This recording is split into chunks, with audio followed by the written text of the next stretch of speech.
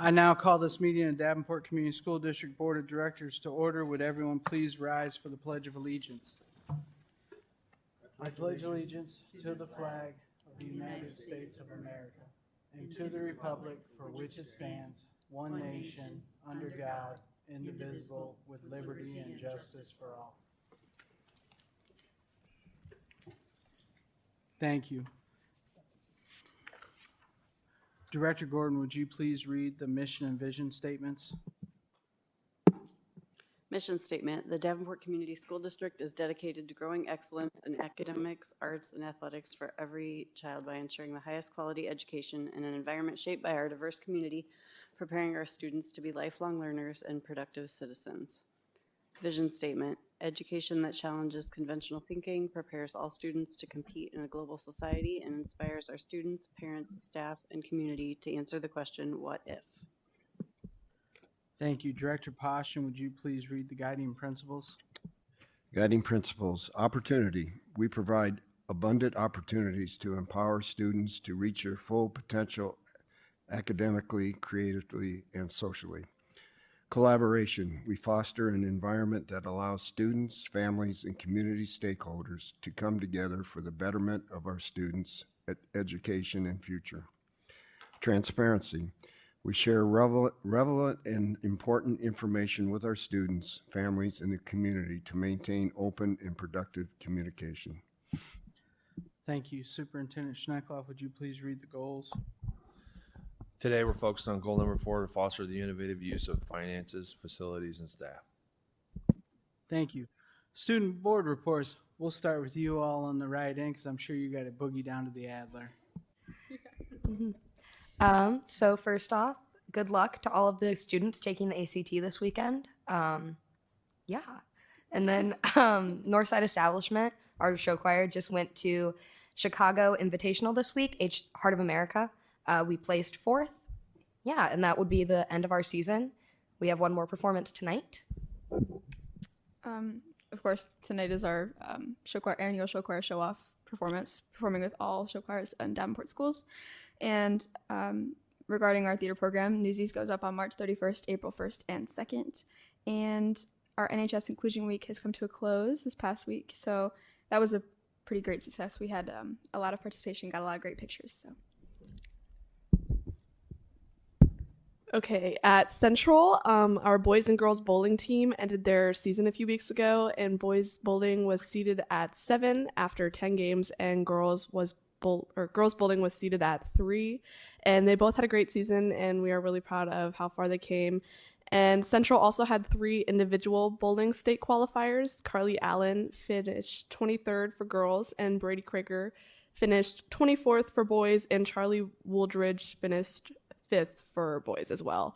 And then also yesterday we had one of our senior dancers, Cassidy Gertz, sign with the St. Ambrose dance team, so that was really exciting. And then also on the dance team, cheer team kind of route, Blue Illusion dance team will be holding their tryouts April 1st, and the cheer team will have their tryouts March 25th. And then we also have some cheerleaders on the team visiting Sudlow tomorrow to help interested 8th graders sign up for cheerleading tryouts. And then we also want to give a good luck to the juniors who are taking the free ACT on Wednesday at Central. And then we also want to give a special congratulations to Addison Ford for making the 2nd team All-MAC girls basketball team. And then also congratulations to Asia Pegues for making honorable mention. And then finally, our jazz band, DC Jazz Band 1, has been invited back to participate in the Iowa Jazz Championships for the 2nd straight year in a row. So that's really exciting.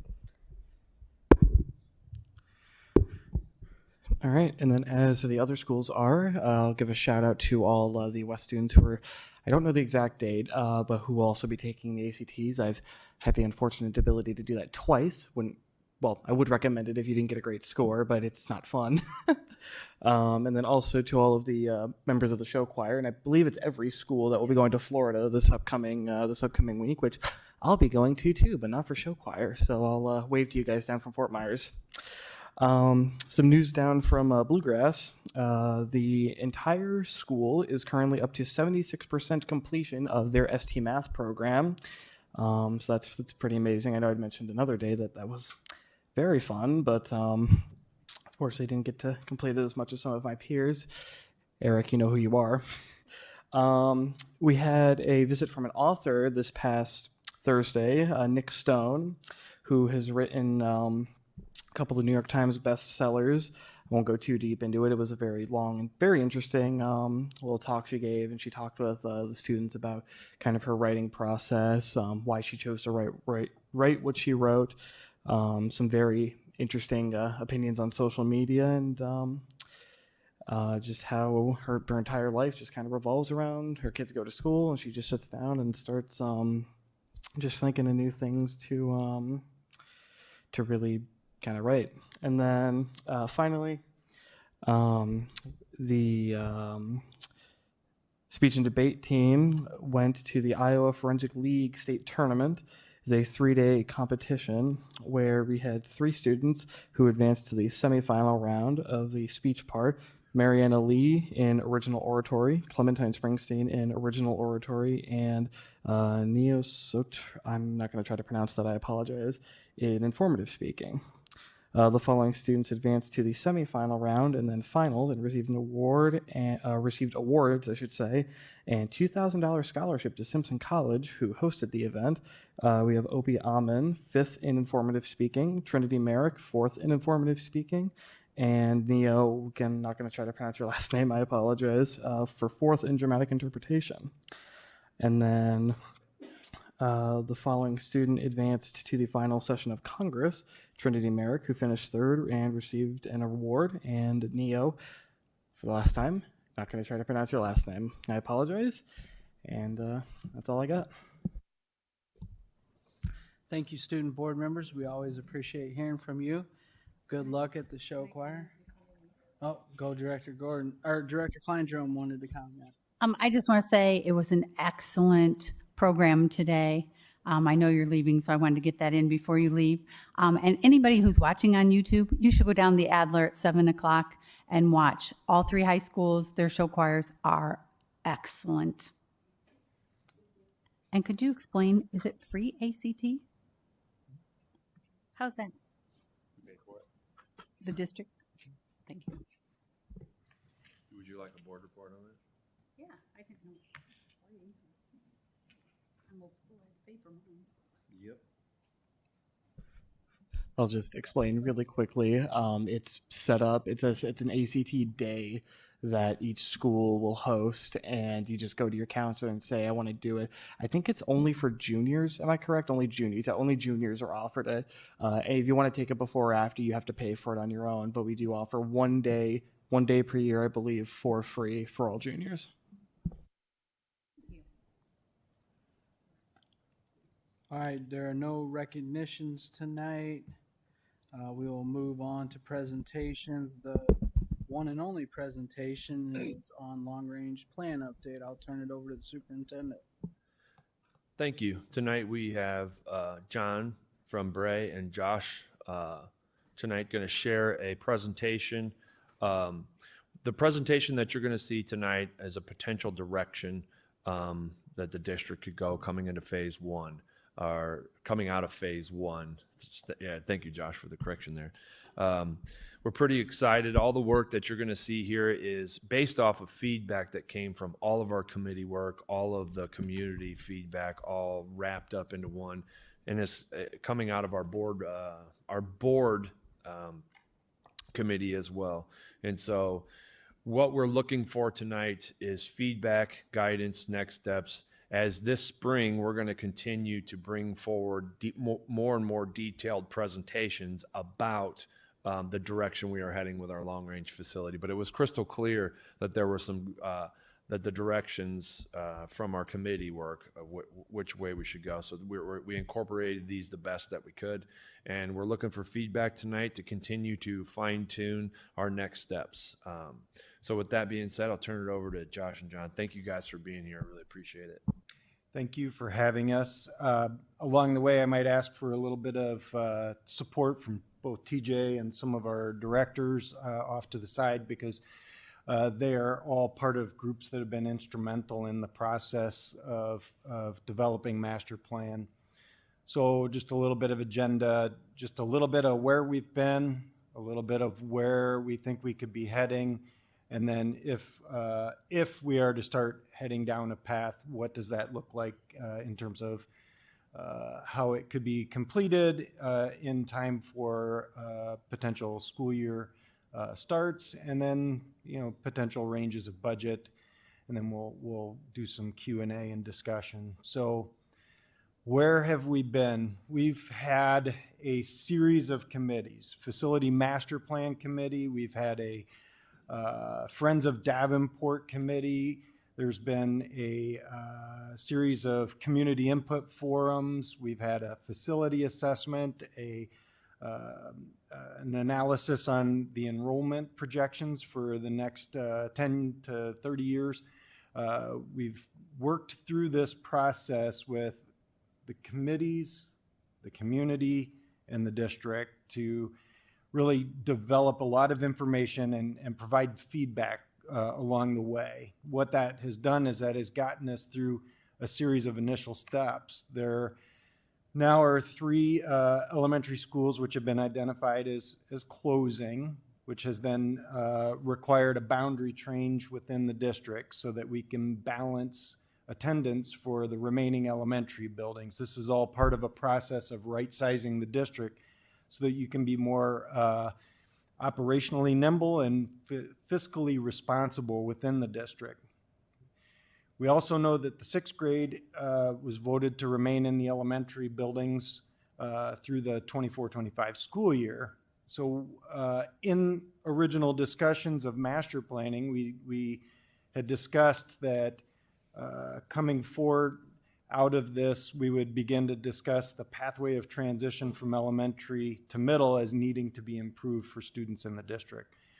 We also discussed that additional projects could be discussed after completing these initial steps. So with that, just a real quick summary, because I like showing these charts.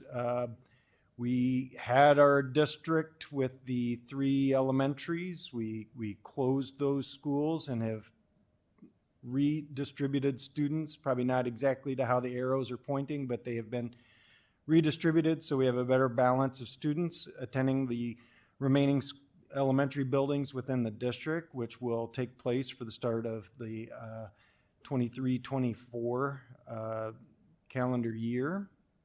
And then that just kind of shows in blow up what that starts to look like. And as we've talked along the way, there are continued opportunities to continue considering how the future of the district looks. But we also know, based on assessments, feedback, information, that there's still work that really could be done to address how the district starts to look. So as we are sitting today, 14 elementaries, 5 intermediates, which will become middle schools, are 4 high schools. So next steps, where do we go from here? During the original master planning, some of the considerations that were discussed were need to continue to change the organization and pathway in the district. So those first steps have started to happen. Improving the middle school facilities and the middle school experience is important to families within the district and for the teachers delivering curriculum. It was discussed that there needs to be a re-envisioning of the service model at the middle school level. It's important to improve the operational efficiency of the district, and that is district-wide. Improving access to arts, academics, and athletics, big bold words that are sitting right behind you on the wall. Improving considering improvements at the high school and elementary schools is also going to be critical. And then enhancing educational adequacy within the buildings throughout the district is an important factor. So what does that mean? Some of what we were initially discussing was middle school building improvement to change I'm going to start over. Middle school building improvements potentially could consist of additions and renovations at the remaining buildings. Sudlow, Smart, Williams, Wood, Creative Arts Academy needs to be a part of that. Current issues and prospective solutions or the benefit of improvement include factors of 7th and 8th grade programs within these existing buildings have moved into all of the available spaces within the buildings, which means they're using those spaces to provide valuable services that benefit the students in those buildings. Improving the buildings would allow sufficient space for all grade levels, plus providing necessary space to house resources, programs, and services that benefit students and improve the outcomes for those students in their middle school experience. And then there is an opportunity to improve and enhance the vision of education within the district by creating a new and improved environment that keeps students in the district, will help attract new families, and will aid in attracting new staff. So these were goals that were kind of pulled out during this master planning process. So these are points that inform some of the next steps that the groups that I mentioned at the beginning were working on for the next direction. So what does this mean for the middle schools? At the middle school level, it's important to provide or potentially provide an addition and renovation to each facility to support middle school curriculum needs and to support that integration of sixth grade into those buildings. Improving the existing buildings according to the concerns identified through the study process. So you have these buildings that have a need for repair and improvement, dealing with some of those long-term maintenance issues that really add up to some significant costs, but protecting or addressing those helps protect the integrity of those buildings so they can continue to serve for a long time. There's a need for collaboration and flexible use areas. Also, improving the design of the footprints of the buildings so that you have increased sight lines and supervision within the building, which in turn helps increase the safety and security in those buildings where students and staff are moving through on a daily basis. One really important factor was allowing for the creation of a house model within the academic wings of the building. What that means is the physical structure of the building will aid in developing smaller learning communities which are designed to improve relational and social development, enhance student academic engagement, and provide an environment which will improve student outcomes. As one of the directors said, it's taking a large building and making it small without changing the fact that it's still a large building. And right out of the gate, the committee identified that Sudlow and Smart are probably the two buildings in the most dire need to be considered for initial projects, both from a facility assessment standpoint and just from a spatial needs standpoint.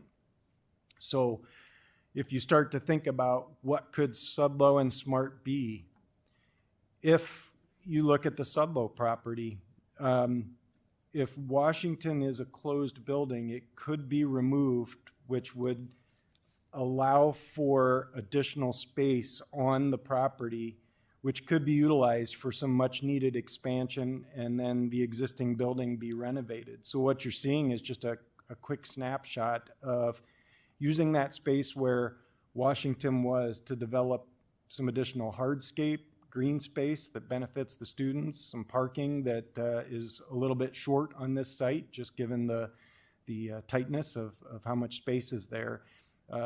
What's in the left side and kind of the gray color is the existing building, and what's in red could potentially be additional program space. That could be a building addition that has additional space for administrative functions, for collaboration zones for students, for educational space, so that you can start to adopt a house model within the footprint of the building, additional specials space such as a gymnasium, because you start to get a lot of students in the building and you need multiple opportunities to still create space for the classes being offered.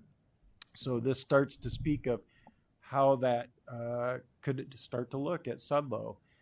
If you move on to Smart, it's a very similar kind of situation. Smart itself is very compressed in terms of how it sits on the available property. However, if the Monroe building was to be demolished, it could make way for much needed green space, some hardscape, some additional paving, but in addition, the street between the Monroe property and the Smart property could be closed to serve as a dedicated drop lane and then shut down during the course of the day so students could freely move between the Smart building and that green space that would then be to the south. The district owns property north of the Smart campus, which means there's ample spots to provide additional parking here on what would become the enlarged Smart campus. High school. Currently, there is work underway at West High School. So there's an expansion project currently happening at West, which is providing some much needed program space for athletics and PE classes there. What hasn't happened is much work at North over the last several years. So some of the hot buttons that have been put forth as a need there, always topping the list is science classrooms. So potentially providing new classrooms to serve as science rooms for that building, which would then give the opportunity to consider remodeling the existing science rooms into classrooms that provide a new and improved space for students in the building. Just improving and enhancing the main building facade, kind of giving a new face to kind of rejuvenate that property as it sits facing 53rd. Improving and enhancing the secure entry and student entry, as well as some of the main office areas. It is a little bit disconnected with how it works there. New media center space to replace the existing building library. This would give an opportunity again to rejuvenate a piece of the core of the building into something that's more beneficial and functional for students to use throughout the course of the day. Reconfigure that science and library into a new and improved classroom layout with collaboration spaces, which will start to set a tone for how additional improvements could continue to happen throughout that building, meaning that North High School can start to take on improvements and it will change and adapt to become the building of the future that you need. What does that look like? Can I add something? Oh, yeah. Just to point out, in all these additions being put on here allows us to also do some work in the existing buildings while we're maybe jockeying some things around. We can get into some things we normally couldn't because of time frames that are allowed just over a summer to do a project. You never get to those things. You put paint up on a wall, you replace some ceiling grid, but you never fix the stuff behind the walls that nobody sees or above the ceiling. You never have time to do it all. Whereas if you add these additions on, it starts giving you some time to be able to do the things the right way rather than the quick way. So, and great points, Josh. Thank you. At North High School, there is green space on the east side of the existing building. You have an opportunity to provide some relief to that building by doing a little bit of addition to the east. If you disrupt any parking, you still have the ability to put some parking on that east side of the building. One thing that's critical there is to not think about building across paving in that particular site. You've got a lot of flat ground, so to speak, but you really need to maintain as much of the parking as possible. So that east presents a nice opportunity to kind of finish off the side of that building, provide some space that's needed, which then would give the opportunity, as Josh says, to work back into the existing building and adapt and reconfigure and reuse.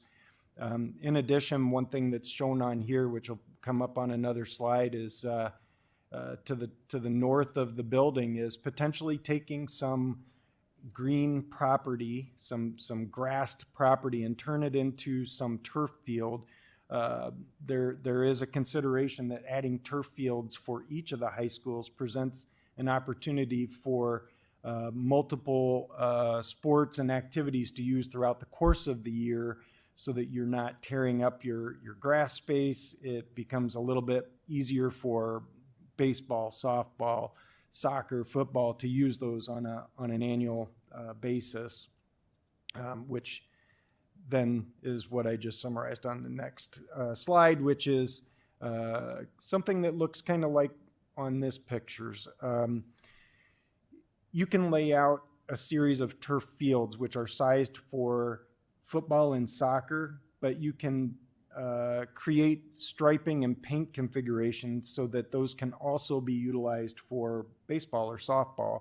The picture on the left of this slide actually has a field in the left-hand corner. You might barely notice there's an arc out there. That gets a temporary fence. That is a home softball field for the particular high school that this serves. This was a district that wanted to get as much bang for their buck out of that turf field. And so on the right side was a baseball infield for practice. On the left was the softball practice and competition field, as well as 2 full football fields, 2 full soccer fields, and then a variety of other uses. And then just some down low pictures to the right kind of show how some of the striping and use of that can start to look. It was identified that this could be a benefit for each of the 3 high school campuses, one at North, one for Central, and something for West as well, would provide more continual opportunity for usage for those individual schools. Also, one thing that has been talked about a lot, and this is a hard one because where do you start and where do you stop? It could take a little bit of money or it could take a ton of money, but elementary school improvements. You have elementaries that are remaining in action and serving your students. So it would be important to begin the process of providing necessary updates and improvements to those buildings district-wide. That can include furniture, which you've already started to consider, technology upgrades, but then also start to look at the interior environment, just creating some pride with some what we call branding, but graphics and imagery throughout the buildings, updating the finishes, maybe improving access to light and air in those buildings, as well as also considering some of those much needed improvements to the exteriors and interiors of those buildings that include mechanical systems, electrical systems, windows, doors, roofs. So there's a lot that could happen there, but what happens then is it starts to speak to changing the way the environment looks and feels, creating some pride for those students in those buildings, creating an environment that responds to the way the curriculum is delivered, and then create an activating and exciting environment that keeps those kids enticed into the learning that they receive in those buildings. And what's on the screen is just some examples of current learning environments from a variety of degrees, from integration of STEM and technology to flexible layouts to the variety of different types of furnitures, as well as some of the opportunities when we say interior branding. Sometimes it's not just emblazoning a school with its name, but using those graphics and images to create opportunities for learning as well. So those students are picking things up as they're working their way through the building from an experiential standpoint. And then also, we just threw in a little picture, even just considering some of the open areas in your building and how do those support the academics by providing opportunities for flexible use and collaboration. And then one thing that's been talked about for quite some time, the district has the Brady Street Athletic Complex. Currently, the baseball field is in the floodplain. It does get flooded there.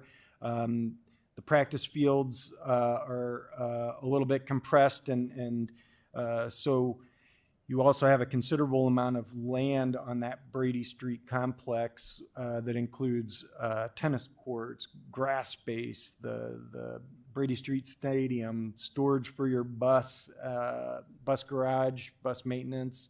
And so an opportunity to really dig in and see how could you consolidate your properties and structures there to provide some efficiencies and also provide some much needed relief. So considering getting that baseball field out of the floodplain, could you start to look at moving buses onto some district-owned property that then would provide the ability to better house the baseball field and still maintain space for turf for practices? And then if the baseball stadium moves, does that provide some opportunity for some additional parking just as a relief for the events that happen at Brady Street? In addition, if turf was placed on a field on the Central High School campus or campus adjacent, it then provides the opportunity that Central students have a place that they can practice close to their campus as opposed to having to navigate that travel between Central High School and the Brady Street complex. So that provides a little bit of relief from busing, activity busing, just oversight and management for coaching and parents that are working through the students moving between campus and complex. Long-term also, while we talked about Sudlow and SMART, perhaps in addition, it would be good to consider Williams and Wood for improvements as well. So again, those buildings don't quite need as much. They're in pretty good shape. Williams has a lot of both square footage and property area. Wood has pretty good square footage and property area as well. But again, looking at those buildings and campuses for, again, that opportunity to make those large buildings small by incorporating that house model within the academic wings, which would then help kind of reduce the size of that learning community within those buildings for the 6th, 7th, and 8th graders within there, with the opportunities of, again, increasing safety and security, improving relational and social development, and enhancing that student engagement, and hopefully improving the student outcomes for those campuses. And again, it doesn't take a lot at those buildings. Wood could really adopt into a house model with some minor addition, which is also minimal impact to the footprint of the site. And Williams, even less is needed because it is a pretty sizable building and sizable campus, which would allow, again, use in that house model concept. So that's a lot of stuff. And this is not assumed to all be punching forward at the same time, but if you took a tangible amount of work and tried to put it into a timeline, how could it look? Well, currently, we've gotten through the decision to close elementary schools. We've worked through an attendance boundary change. The district has really been working hard on student and staff transition planning. Those buildings were voted for closure, and those 6th graders are remaining in the current buildings for another school year, which means you could start to look at, if the students, 6th grade students were remaining in elementaries until the start of the 25-26 school year, you could consider that the SMART and Sudlow intermediate remodels could be completed in a time frame that would allow them to be done for the start of a 25-26 school year. That would mean that you need to proceed with considering a demolition of Washington and Monroe ahead of that, which provides space that allows those expansions. North High School could be done in concert in a way that staggers construction but still allows it to be completed in time for use at the start of a 25-26 school year. And then elementary school facility improvements could really happen at any time. They could start as soon as the summer of 23, the summer of 24, the summer of 25. You really have multiple opportunities, but to determine a scope and an approach really would then start to predict what kind of time schedule would be needed so that those could occur in a way that's not super disruptive to the use of those buildings for education.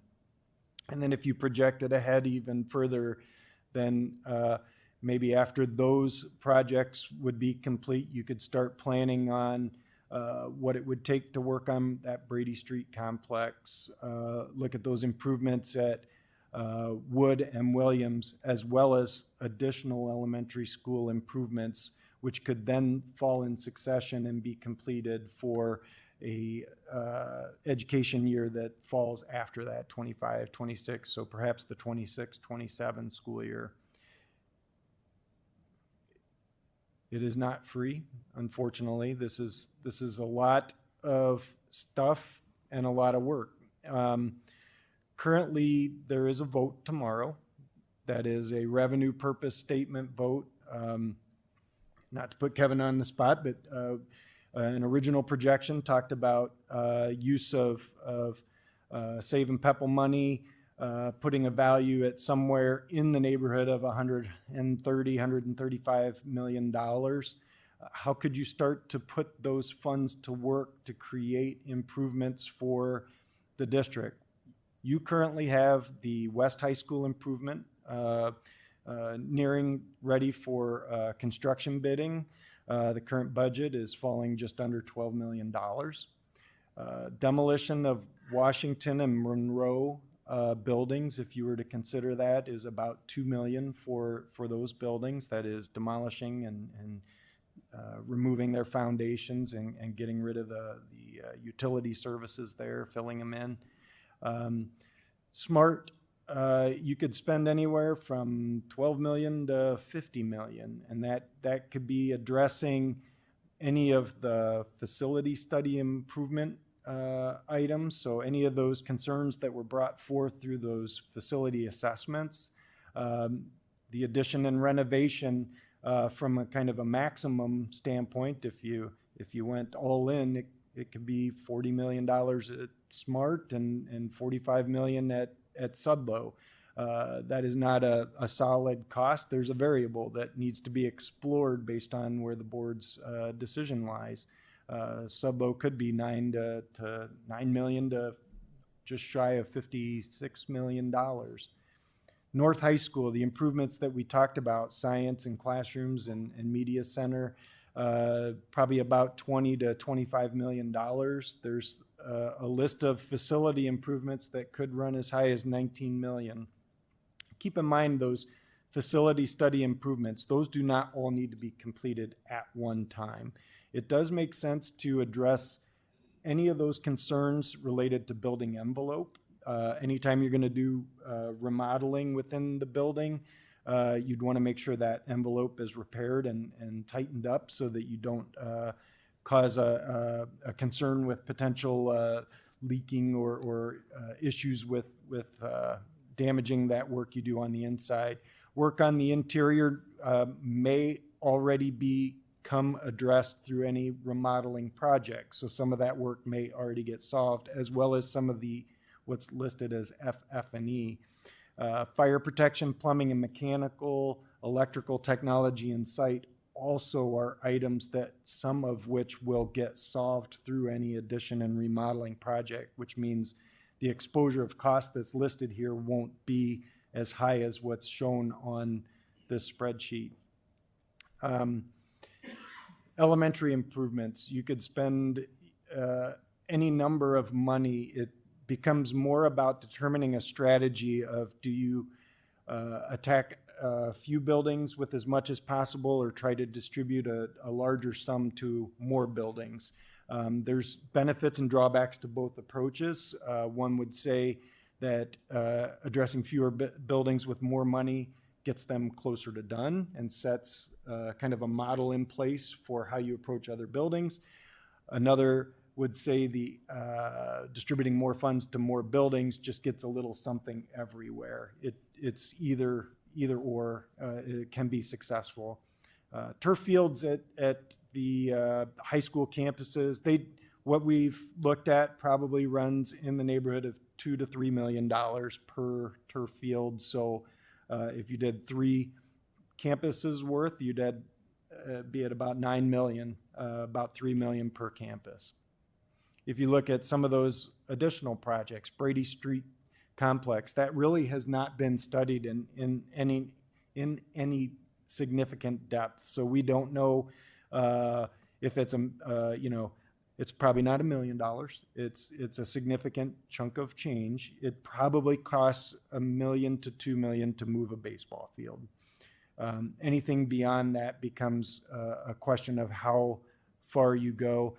The situation with the Brady Street complex is you will have to work your way sequentially through that, meaning you can't do it all at once. You have to move a piece to make room for another piece, which means creating a strategy of how that looks over a longer period of time. Wood and Williams, again, those are like the Sudlow and Smart projects, only to a much smaller dollar amount because the need for expansion and renovation is less.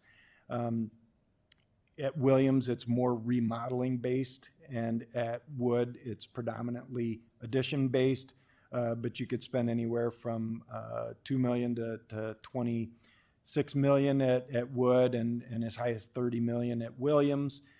Again, as you start to work through renovations and remodeling within the building, you are going to solve a considerable number of those facility assessment items. And then elementary improvements. If you, again, continue the strategy with continued improvements at the elementary, it's incumbent that you really think about how the strategy is, whether it's one building or many at a time. Okay, so I went through that very fast. There's a lot of information. I'm sure it raises lots and lots of questions, so I'm just going to reel back and open it up.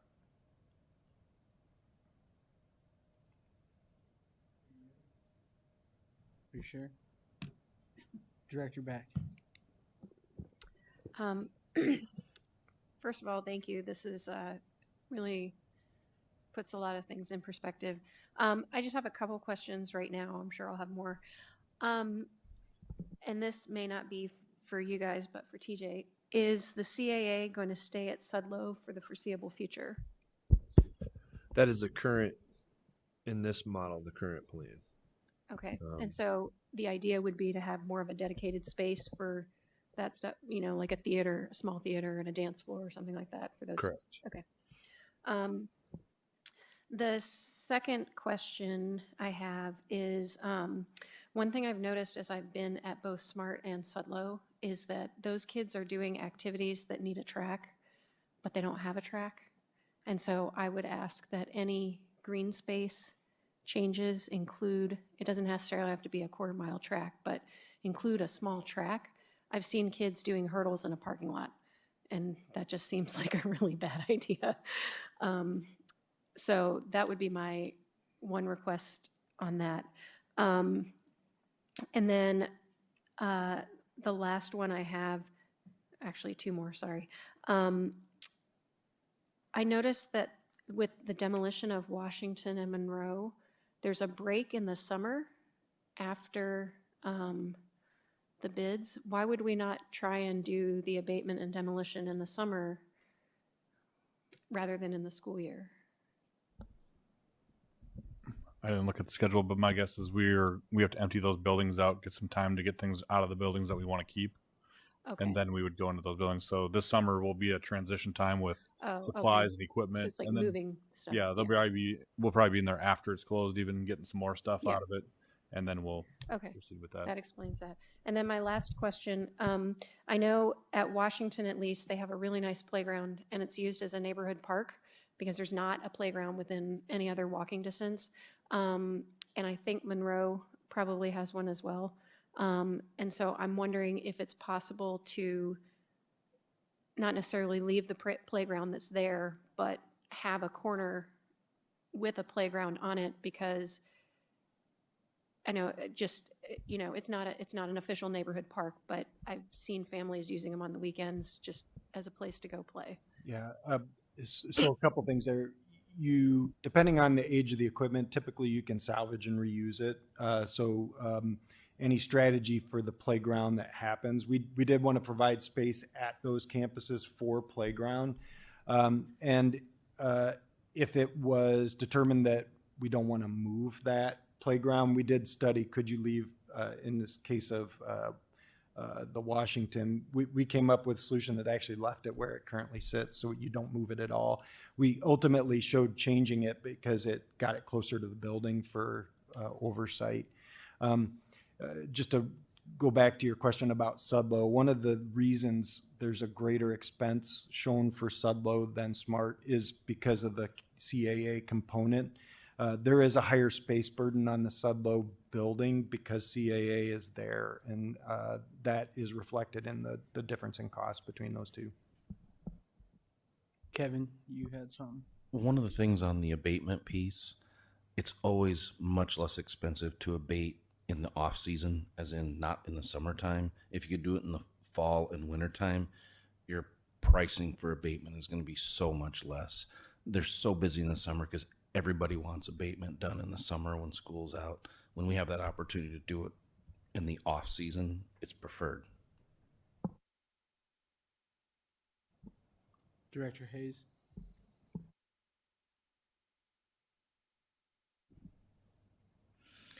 I needed, since it was one of your last topics, I needed clarification. I may have written them down wrong. You said approximately $2 million for wood for the additions and $30 million for Williams for renovation, but wasn't that, that should be reversed, shouldn't it? Okay. Also, on slide number 16, could you clarify the directions for me? Because I can't completely tell which direction it's going. On, you're talking the north Yes. campus? Mhm. North is up on this slide, so 53rd Street is about the bottom of the slide. Okay. And Okay. the pieces to the right are the YMCA and the Performing Arts Center. And then if you look further to the right, you'll see what was the old Menards building to the right side of the slide. Okay, thank you. I can see that now. I was looking at all angles trying to figure it out. I should have probably noted, we like to try to put north up when we can. That's okay. Sometimes it doesn't fit, but we try to do okay. that. That's okay. In slide number 19, you discussed the furniture. And one thing I would like to see for sure is matching furnitures in the rooms, because there's so many different pieces that not everything matches and age appropriate, because you see older, like sixth graders, for example, you'll see the older kids and desks they have to squeeze in to get in, and they might be more appropriate for two-piece tables and chairs, and even see a lot of them that are laying on the floor. So perhaps a bean bag or something may make it conducive for them. Slide number 22, you confused me on that one with Central. I'm trying to visualize where would they put something additional rather than going to Brady Stadium. The only thing I see down there that can be used is that field where they practice band being reconfigured, maybe. So that's going to take a little bit more exploration. There are limited opportunities for property there. The marching band practice field is about a 90-yard piece of ground. That could be one place to consider that. Also, the district is probably going to need to look at, are there properties nearby that could be available for land purchase, land swap, whether it be city property or property that's held by adjacent ownership. If I take a stab at that, if you look at this existing drawing, right before COVID occurred, Davenport, this was one of the next projects that was going to occur. It was on the long range plan. So if you look at, yes, sorry, on slide 22, if you were to look at this, the plan and the swaps that all of the land swaps that had currently occurred, if you take the bus barn, which you see there, the slides of in the upper right hand corner of the yellow, that was going to move to the far right, which you see the big area over there. It's the National Guard area there, the National Guard site. That's where we're going to move our bus barn. And then the baseball field was going to move up into the area where the bus barn and that area was combined. And so that project was slated before. So the reason why we bring that before is because there was a lot of work that went into that.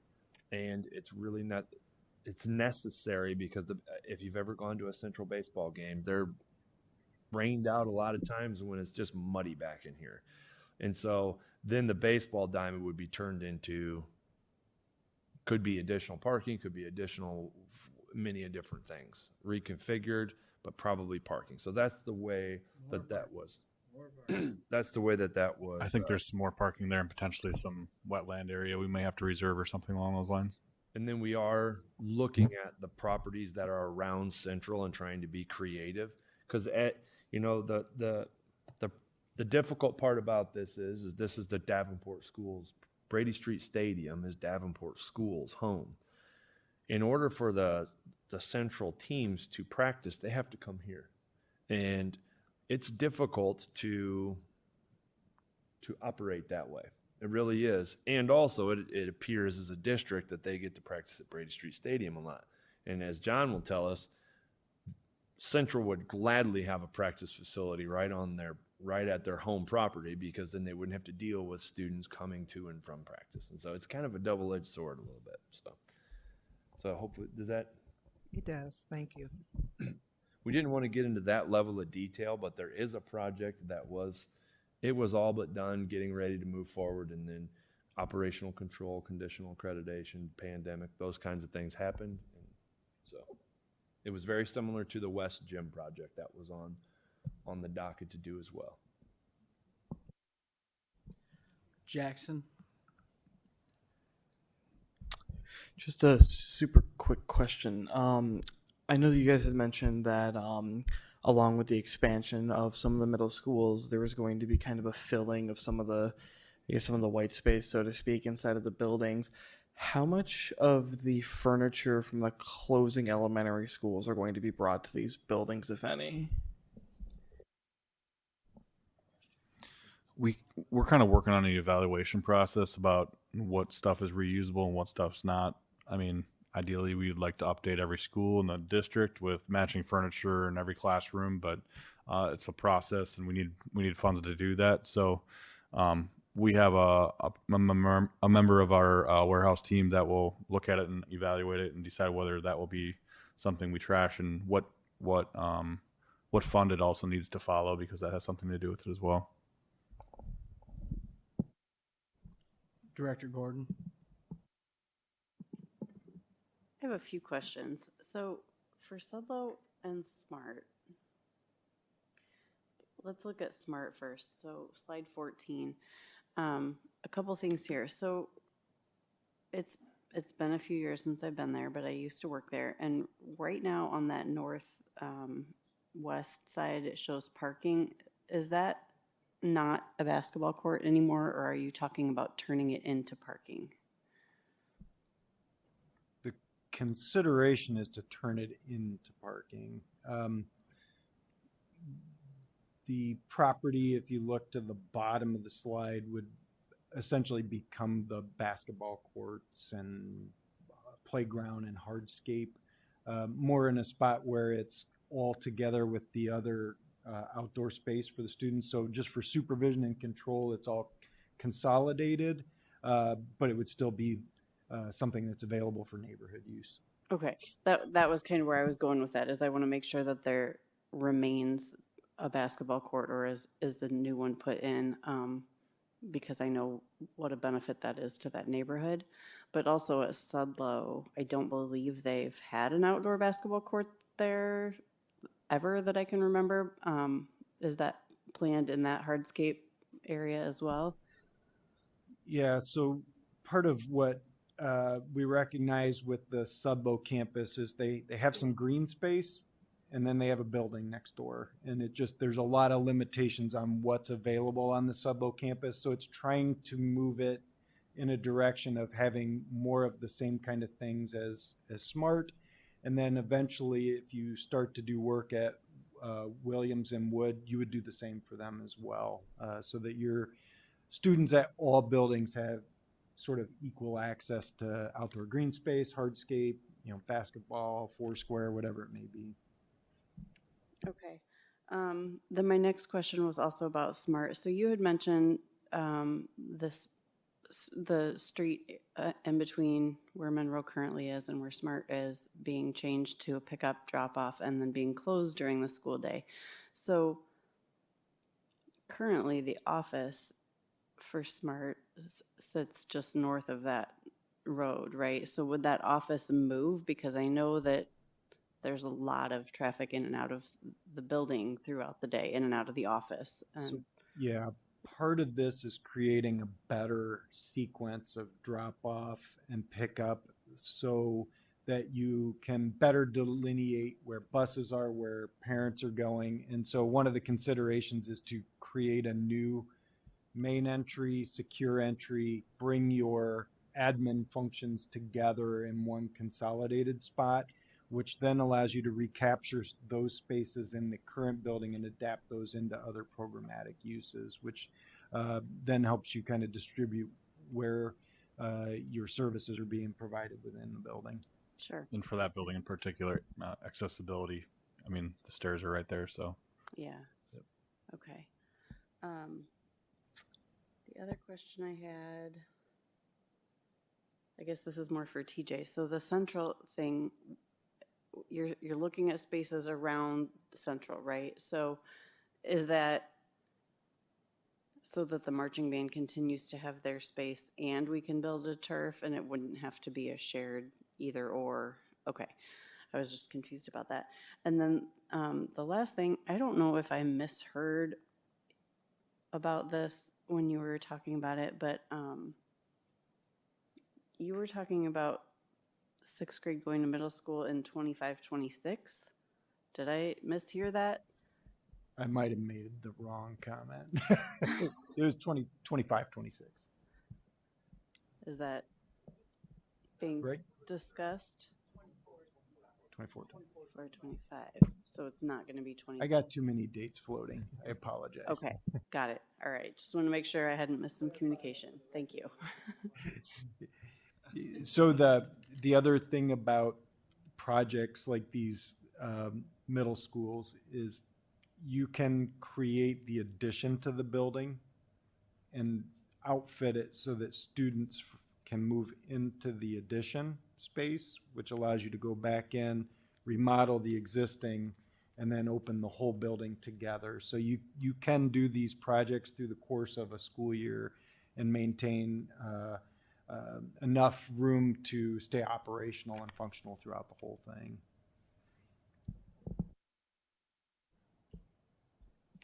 Director Klein-Jerome.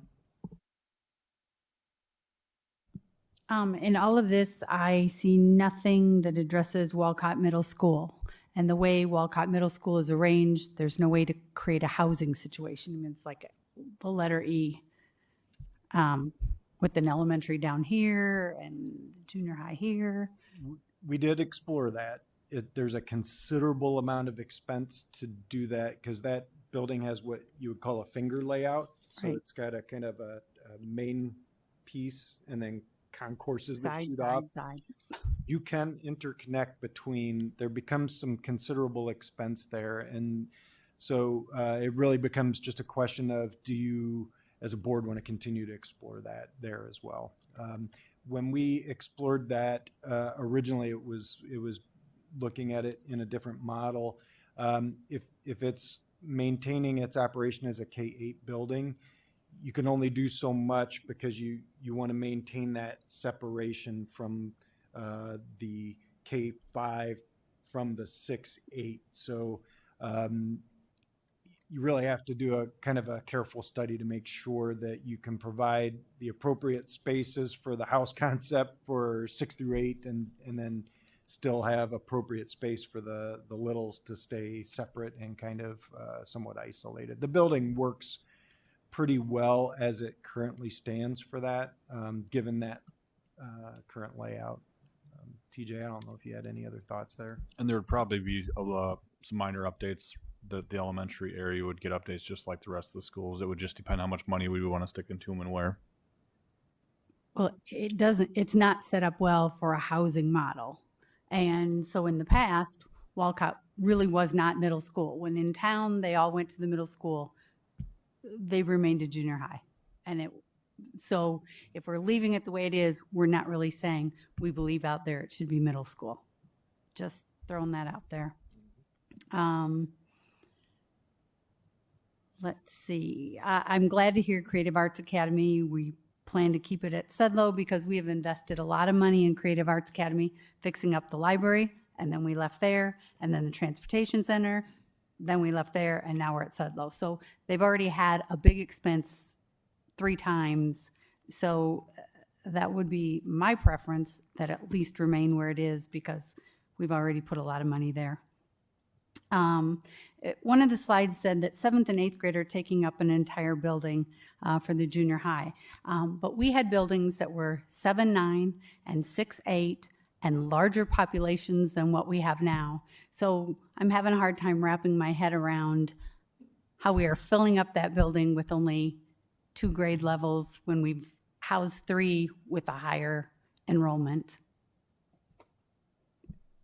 And I might ask if John or Willie might have some support for helping with that as well. But some of it is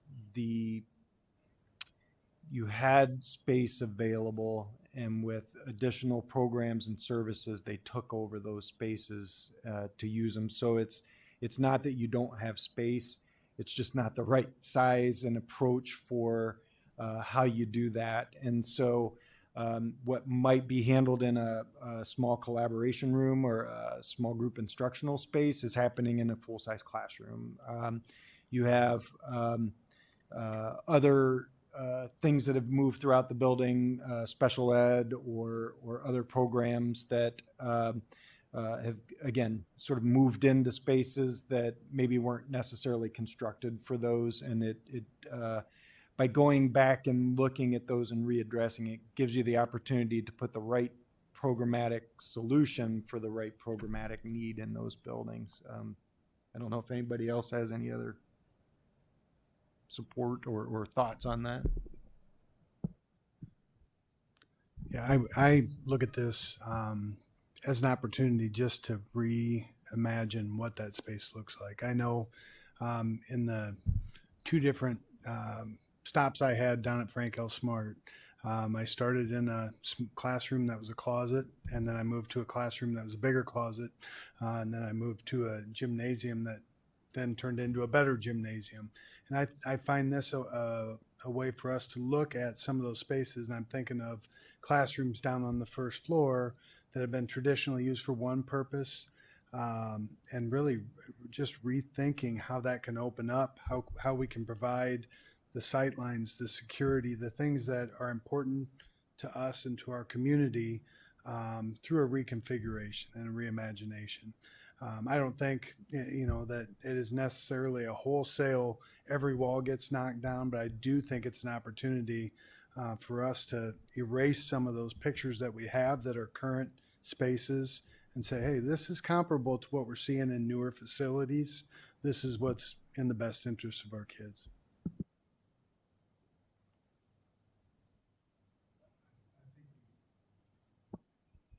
I think the other thing to consider here is when we talk about that idea, that smaller learning community, you're looking to take a building that's potentially 400, 500,000 kids and create communities of 100 and some kids.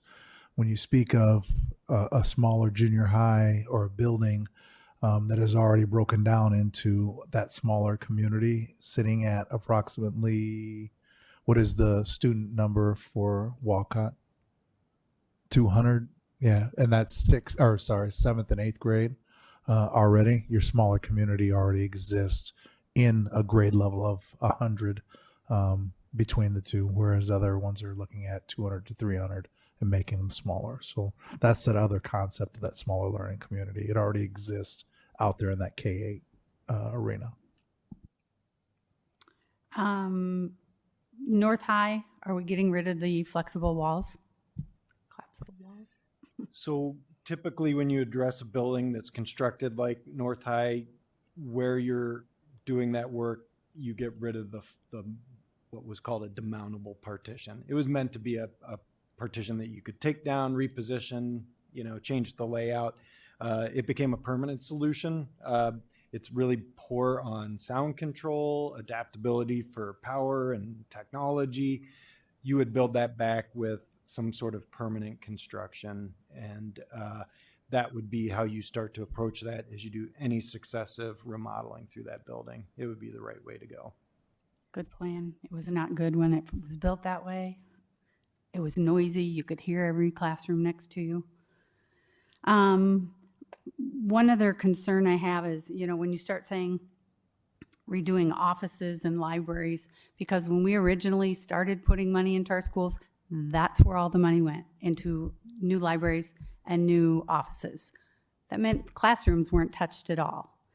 So I want to say I'm really hesitant to say that's where money's going when it's not touching the classroom. It's actually a different strategy. It's moving it so that you can create some core academic space in the middle of the building where it's more impactful, and pull that media center in with some commons function and let it be a transitional kind of space in the building, as opposed to a four-walled thing that just kind of blocks flow within the middle of the building. At North, it sits in a position that while it's easily accessible, it is kind of a hardened space, and it would be a really appropriate opportunity to create some flexible, flowing collaboration, some new style of classrooms that can open into that collaboration space that would all happen in the core of the building, right there with all the other academic spaces in the building. So it's really about moving that so that you can make way for something different where it's much needed. Does that answer that? Yeah, as long as it's in the classrooms more than the library and the office space. Director Potts. On the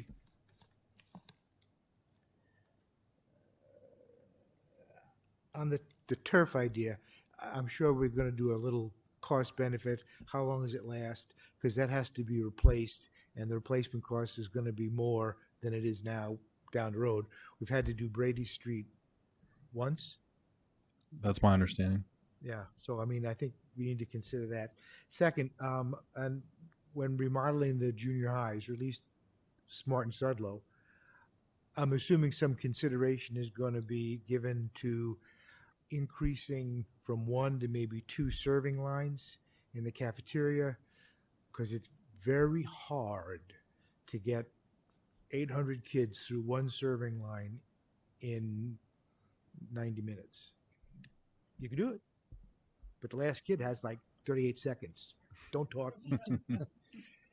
Part of the strategy with Smart and Subbo is they truly, for the size of building that it would become, they really don't have adequate serving or capacity for the lunching situation. So looking at maybe repurposing some spaces, create a better opportunity for the lunch, but then also providing the right kind of gym space so that you can handle the PE needs, and making sure that you have the right number and up-to-date kind of science and STEM activities within that building as well. But you are absolutely correct. There's just, it's a little bit deficient if you were to try to use that space for any change that's going to happen, it's going to be tight. Also, when we talk about recreational opportunities after school on the campuses, I think we need to keep in mind of putting basketball courts out there. I know Washington had basketball courts, and the custodian's job at the end of the day was to take the brackets down, because the neighbors would complain that people would be playing basketball 10, 11 o'clock at night. As a principal, you don't want to get those phone calls. When we talk about shared spaces, that we talk about that, that's a wonderful educational philosophy that I'm not sure ever really happens unless we change how we expect teachers to teach. And we've done so many things we have done where this was going to make a huge difference. Smart boards, That was going to make a huge difference. And for the majority of the teachers, it just became a gigantic overhead projector. So if we don't require something in the curriculum to make teachers use these spaces, I am not optimistic that they will be used as effectively or as efficiently as they could be. In our world, we say that the curriculum needs, along with the other needs of the building, spaces, influence how we as architects have to respond in design. And then that design in turn enhances the space, which should help support the vision of what the curriculum is. But all it ever is an opportunity. And you are absolutely right. People have to seize that opportunity and make use of it. Change can be a little bit fearful and cause some anxiety. But as long as it's responding to the appropriate needs of the curriculum, it can be successful.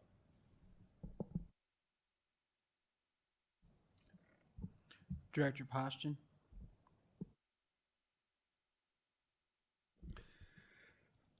When you talk about the 3 fields at the 3 high schools, then what are your thoughts as far as at West High? Is there a spot you have in mind to put that? And if so, then what are you going to do with the complex that's out by the National Guard? So West High, fortunately, has a good amount of green space. There's a soccer field there, there's the band field, and then there's that lower football field track space. There's also on the east side of the building, there is still ample green space along with the tennis courts that are on that side. So you actually have a lot of opportunities to consider there. I think as far as it relates to the West complex, it really comes down to the baseball and softball as to how can you handle gameplay. That is set up for competition. It is still a very good facility. I think definitely for the turf fields, it comes down more to the practice opportunities. And so like the conversation with Brady Street, if you have more opportunities on the West campus, now you're making it where you don't have to transport kids out to that West facility except for gameplay. It can be used for multiple things too. I mean, soccer, football, baseball, track, all of those things can be done on that field. Summer workouts outside of just the baseball and softball. And I'm having a hard time wrapping my head around this, but when we're talking about all the additions to the buildings, so we're closing 3 schools, and I don't know, are we taking away 1,500 spaces from the, would that be fair to say? Roughly? Okay. So when our discussion started with about closing schools, we said we had 5,000 extra spaces. Okay. So we've got a long ways to go to use up those extra spaces. So what are your thoughts down the road? I mean, are we closing more buildings? And my concern is if we are closing more buildings, then why are we spending money on additions to buildings? So that's a really good question. And I think the first phase of this strategy would be to ensure that we would never add to a building that would be potentially closing down the road. And so through the legwork that we've been doing, all the additions that are here would be to buildings that would never close. Or in the foreseeable future. We can obviously say never, but in the foreseeable future, these buildings would be open. It is a goal for us to come back in the spring, and this is the initial conversation. This gets the conversation started. I think there's some very exciting things in here, but we're not done. And there are things that are going to impact our budget and our enrollments, and so we need to continue to work forward. But one of the most important things that we need to do is we need to show growth in the areas that our community showed, and improvements in the areas our community showed, and that's in our middle school. In a time where we have declining enrollment, our high school enrollment stays steady because kids want to come back and they want to be a part of all of the wonderful opportunities that we have. And so an improved middle school model to where there are house systems, to where it is a family. It's nothing new. I'm sure, Bruce, in your time, how many times did you do the middle school to a house model to the junior high? It's nothing new, but this is for us. It's a method that when we get our students around people where they build relationships with, they're successful. So to answer your question, we feel that this is a very solid ground moving forward, knowing that there are other phases.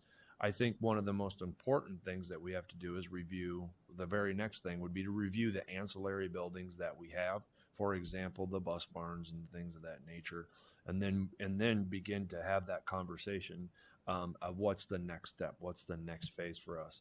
I also think it's important for our community to have a little bit of stability in the phase that we're in. It's really changing a boundary and relocating and filling out transfer option forms is a very traumatic thing for a community. So I also think that it's really important for us to live in the phase that we're in, not for too long, but allow us to be able to move forward, be able to see the future. This is really exciting to me, and we're looking to continue the feedback from the board if this is the right direction. So it's incredibly important that we get this next step right. The other thing that this allows us to do, thank you, Dan, is the opportunity to looking at our exploratories in the middle school, which is incredibly important to us. Our team has worked really hard to work on a schedule that will bridge the gap for when our sixth graders come back, and they've done so. And so, our career explorations and things of that nature don't start when you're in ninth grade. They're starting to move down. Kids can see this wonderful future, and these spaces allow us to do that as well.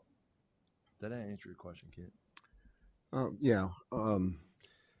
But just going back to my comments about the extra spaces we have, so we still have 3,500 extra spaces. If you go back to what we talked about with the original closing. So if we're putting all this money into our intermediate schools, am I correct in saying that we'll be closing more elementary schools? I wouldn't say that that's correct at this point. Then what? I mean, I would say not. That's not the only thing. Okay. So I would think that there needs more exploration in that. Yeah. Okay. Then how do you sell this to a taxpayer when we still have extra space in our buildings and yet we're putting additions on buildings? To me, that's not going to fly with the taxpayer.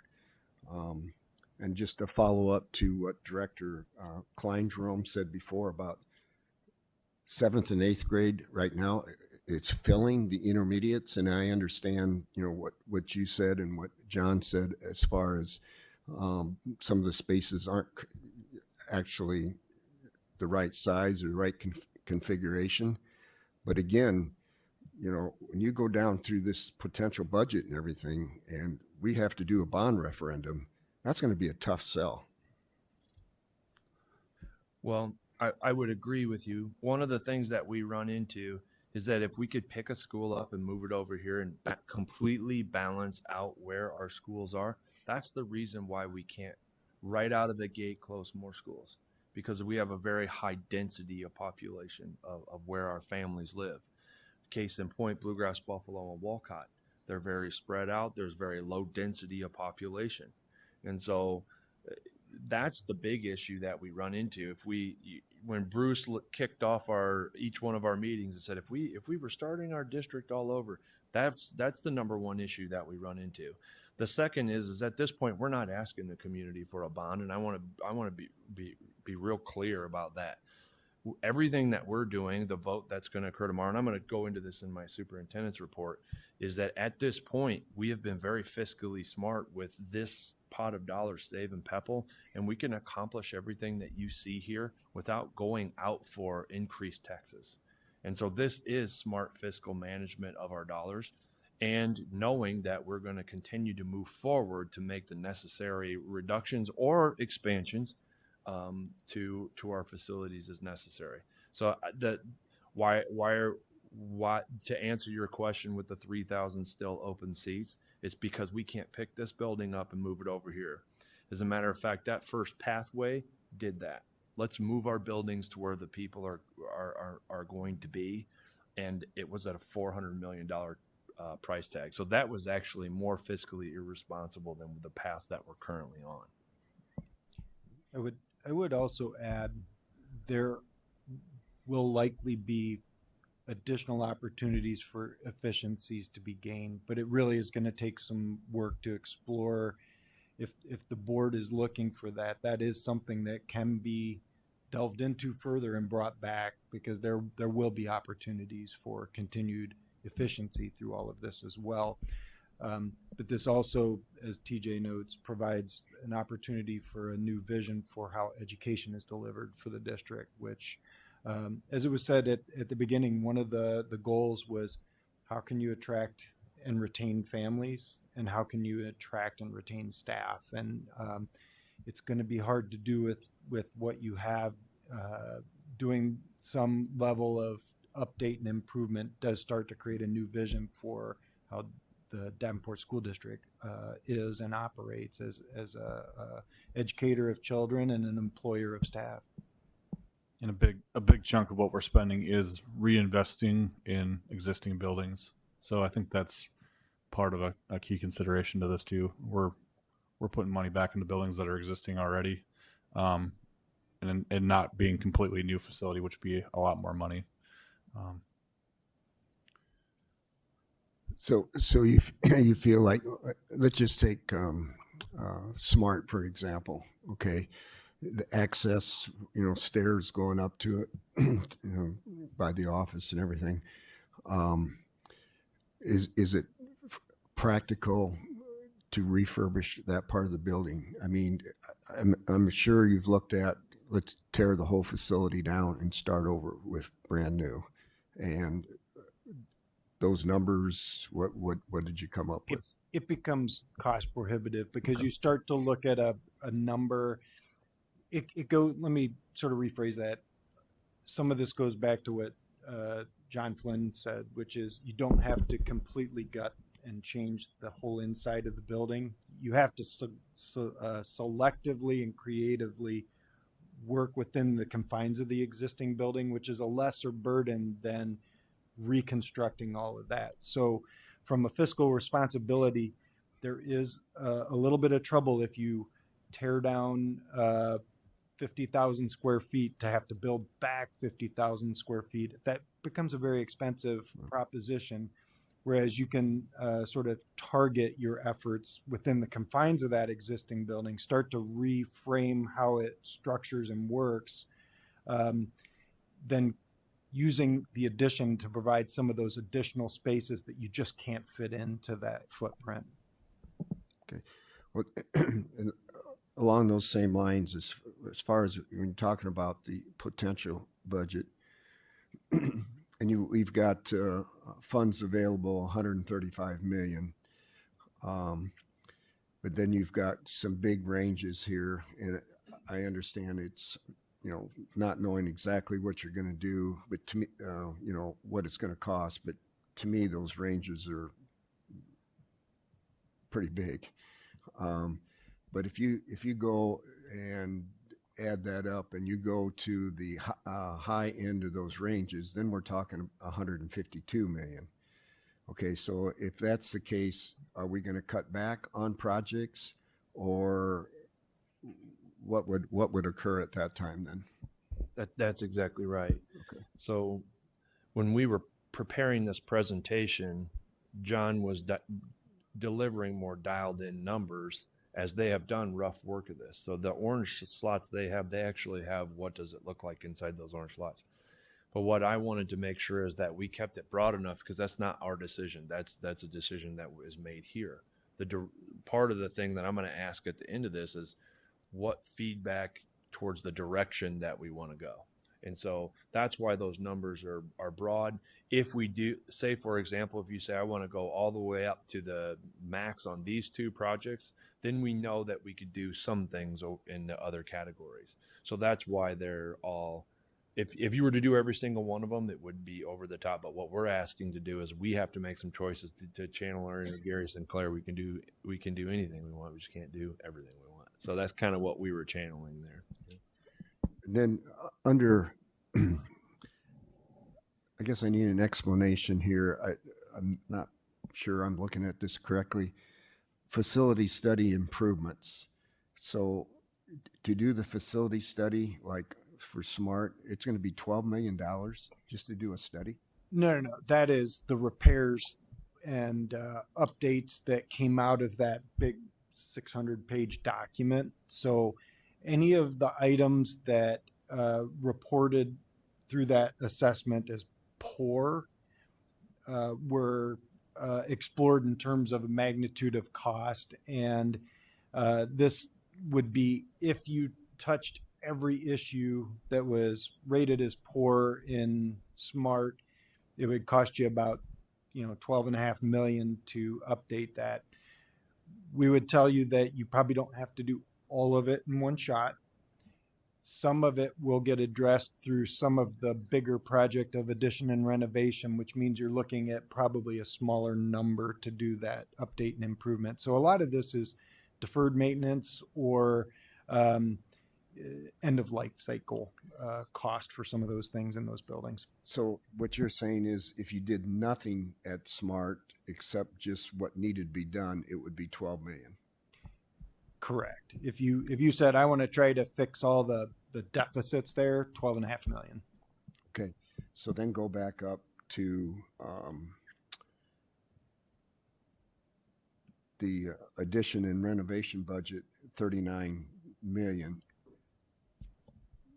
So is that 12 million?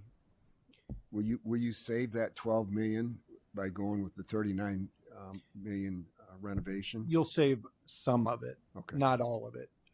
For example, you might save some of the mechanical and electrical system costs when you do that addition and renovation.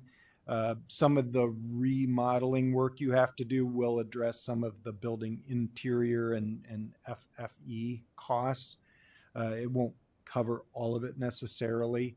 So it becomes important to know what the priority is and start to build what that template of budget looks like for that building. I would also note the $39.5 million is a hefty number. There's still some work to do there to massage that number. That number can be improved and will be improved if we're given direction to keep pursuing what that solution is there. But we have to start somewhere just for conversation. Okay. Thank you. Director Beck. I think in terms of sort of going back to what Director Potts said, my short question was, when you're talking about like a media center in an area that's more accessible and open, is that something like what is that Buffalo right now, where there's like if I remember, the room where they were doing the science, they do the science and they have the computer stations, but it seems accessible from multiple directions. Is that what you guys are talking about, sort of a more accessible, centrally located area? Are you talking for the north? For the library. Yeah. So part of that is looking at just the change of how media centers are nowadays, right, and how those are more of a collaborative, flexible use space, and just appropriately designing that for the building. And then what that would allow is a different kind of approach to how that space could be used in that existing space could be reconfigured to be used as academic space in the building. So it is going to be a little bit of a paradigm shift for how that building lays out. Okay. So kind of going back to what Director Potts was saying, I guess my inclination would be to err on the side of caution with a lot of these new type spaces. I find that if it's much easier to reconfigure the furniture in a classroom or, make a classroom more modular, because in 20 years we may find that, these open spaces are completely useless. And I'm not saying that's necessarily going to happen, but, I don't want to paint ourselves into a corner, right? So to me, it would make more sense to just be a little bit cautious with, kind of completely revamping the way we think of classrooms and things like that, in shared space. And then my other part is just kind of a comment. So I think of students and teachers and staff and classrooms sort of like they will expand to fill whatever space is available. And so by putting money into, it's not like because they're filling the spaces that are available, it doesn't mean we don't have space. As Mr. Flynn said, it's not the right space. So to me, it actually made a lot of sense saying we're going to put some money into reconfiguring and updating Sudlow and Smart, for example, because though we have empty spaces, they're not necessarily in the junior high or in, these other buildings. And yeah, people will move to fill up whatever space they have. So I appreciate thinking at where we have the most need in terms of making improvements to attract people to the district and retain students. The junior highs, I think, are a good place to start.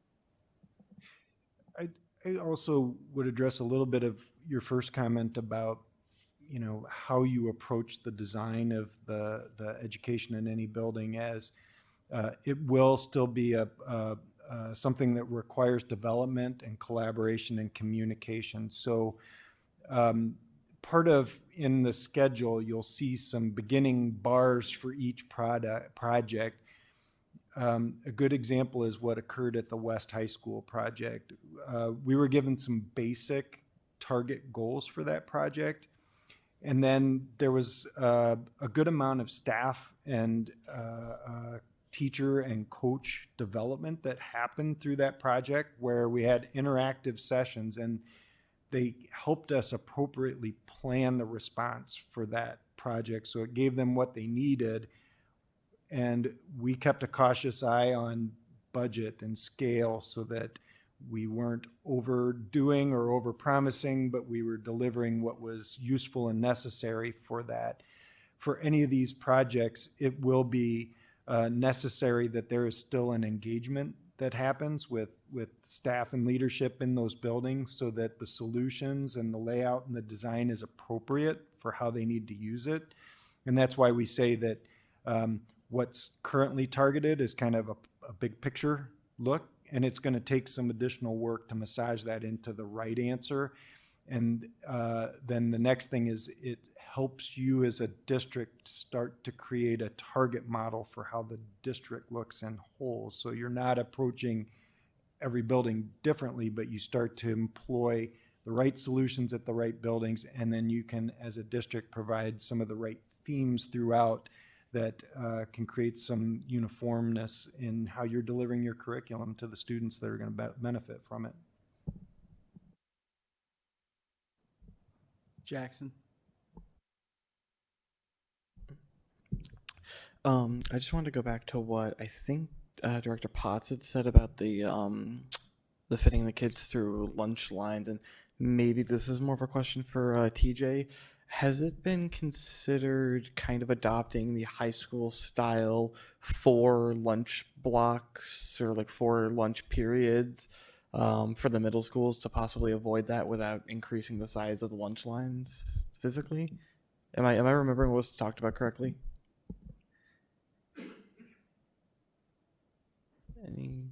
I can get you an answer to that. I think we already do that, according to Dr. Yeah, my son attends Sudlow, and there are 4 lunches, maybe 5, A, B, C, D, E, to accommodate everybody, and they get like 16 minutes or something. It's a very short period of time. He doesn't eat lunch until after 1 o'clock, because he's in the last one. But yes, they already do that at our junior highs. That's interesting you say that, because I could have. I mean, obviously I'm not calling you a liar, but when I went to Wood, they only had 2. So I don't know if that's changed since I left, or if that's a Wood specific thing. Well, then. I can't speak for the other junior highs, but I know at least Sudlow does that. So. Okay. Thank you. Any other questions? All right, I have a couple since no one else has any. First, thank you for the presentation. Secondly, thank you for listening to some of the concerns. I know board members have mentioned classrooms being like closets. You bring us a plan to fix that, and then we kind of contradict what we have said before. So I want to thank you for that, because we do have a lot of small classrooms. But when our district was originally made, there was it's like churches. Schools were on every corner pretty much. So classrooms could be smaller and things like that. So it's nice to look at that. And also, we've talked about declining enrollment, and we need to figure out how to fix that. I feel with the exploratories being brought down in the junior highs, that helps a lot with the athletic turfs and things like that. And later on, we're going to vote on weight room equipment. If we're able to offer these kids better, I don't want to say amenities, but better attractions to come to our district, they see that, and that gets people involved instead of having old, outdated things. So I appreciate that. I know it took a lot of time to do all these things, and I know there's going to be other efficiency things that we're going to need to do down the road, but we do have to start doing some things now. And especially for like Sudlow and Smart, it's nice for those folks in those areas to see us considering investing back in those areas. So I do appreciate that. And then as well as touching all of the schools, because a lot of schools get left behind. That's why we're where we are now, because it wasn't adequately taken care of over the years, which that's no one here's fault on that. And pretty much everybody else asked a ton of the questions I was going to, but again, I do want to thank the team and all of you for taking those things and concerns that we brought over the course of our tenure on the board about things like that. And especially thank you for looking at making the classrooms bigger, because, and I know Director Klein-Jerome always talks about teachers in the classrooms. Well, we'll be giving them a better space to work on. So that's good to hear, and things like that, and just updating things. Not everything's the same as it was back, in the 1800s and things like that. Things change. Things aren't built like they were back then, so that's why it's nice to add on to those things and do stuff like that. So and I do appreciate the way that the presentation was laid out with what it could look like if we did these certain things and stuff, like, because I think it's better, like the West High School project, just to see that stuff and what it is. I think sometimes when we talk about things, it's a lot better when you actually get to see it, and then it's better, like, for us to go to the community and talk about things like that as well, because, hey, these are the things we're looking at doing. And I do want to be very clear that no one's made any decisions or anything. This has been presented to us, and we're just discussing this, so no one runs out on this and thinks that this is what we're doing right now.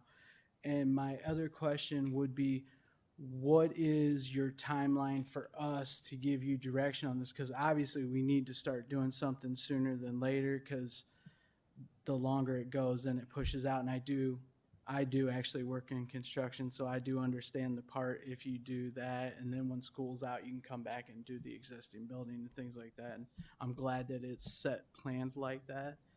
But I guess what information do you need from us? And then what would be your timeline for us to get back to you to either take action on this or however we do it?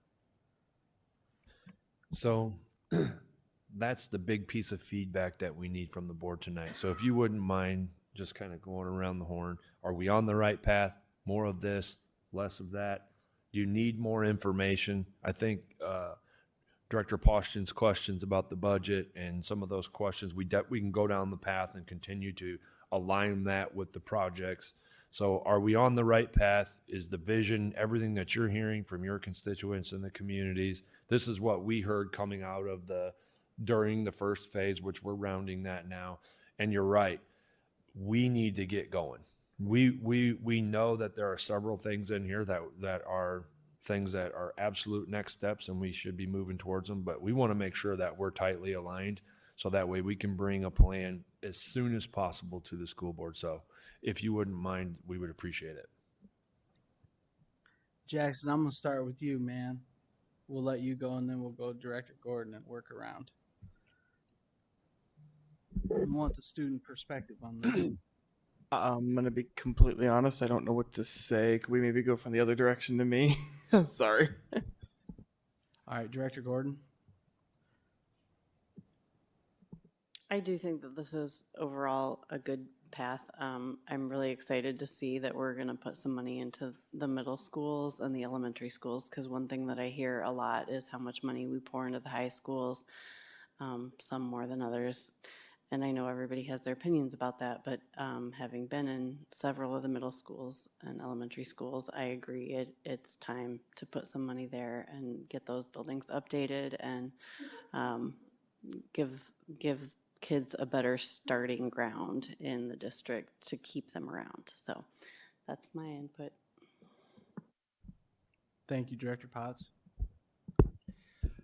I'm very pleased with the direction we're going in. We have to remind ourselves that this direction is a result of the years-long committees and parents and other people we've had giving us this input. I remember being at the first public session, and the general consensus there was we have to do something with the junior highs. That was clearly stated by a number of parents. I think we should let bids for the demo tomorrow. Well, and this is concept. We don't know what the finished product's going to look like. We don't exactly know what's going to go in those four walls, but we got to give the green light to move forward. Keeping in mind, I believe one of our neighboring districts has a $70 million bond issue coming up tomorrow, most of which is to be spent on their middle school. And we are in a competition. We're in a competition not just with other public schools, but with private and parochial schools. And that's something I think we need to keep in the back of our heads also. Thank you, Director Kleintrom. I'm okay with that phase one potential budget list going from west. I mean, just kind of checking it off as you go. Washington and Monroe next on there, Smart, Sudlow, North High. Elementary projects I think are a little weak, but that part I'm okay with at this point.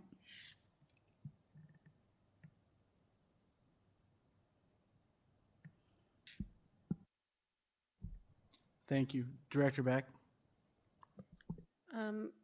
I'm fine with phase one as it's been presented so far. I think it puts us in the right direction, and it's putting our resources where people have indicated that we need it. And I phase two, I understand, is just sort of a what's possible. So I look forward to having those kinds of discussions later. Thank you, Director Poshton. Yeah, I'm fine with phase one. I think we just all have to keep in mind, we've got to look at our budget. We've got to look at the finances. And again, we're spending taxpayers' dollars here. I don't care if there's $135 million in our pot of money. That was taxpayers' dollars. Okay, so I think we need to be wise as we're spending the money. And one thing I failed to mention earlier, we still have a lot of properties here in the district. And I think if not in phase one, shortly after, we need to be turning those properties to cash. And then we can take that money and do more in phase two. But there's no need of hanging on to all these properties. You know, get them back on the tax rolls. And the other thing is there was no mention about Mid-City and what we're going to do with the Buchanan building. So I don't know if that Buchanan building is just going to be mothballed for a while, or you know what's going to happen. But again, let's not hang on to that building forever. And then you know, how does Mid-City fit into this whole scheme of things? And the other thing too, I failed to mention earlier, I want to thank the Long Range Planning Committee for all the time and effort that you guys put into it. I want to thank Bray Architects, John. I know you've put a lot of effort into this, and Josh. This has not been an easy road to go down, and but I think we're headed in the right direction. I just want to make sure that we spend these dollars wisely. Thank you. Director Hayes. I agree with the proposal for phase one. You had asked earlier if the money should be allocated equally to each of the buildings, and I feel that it should be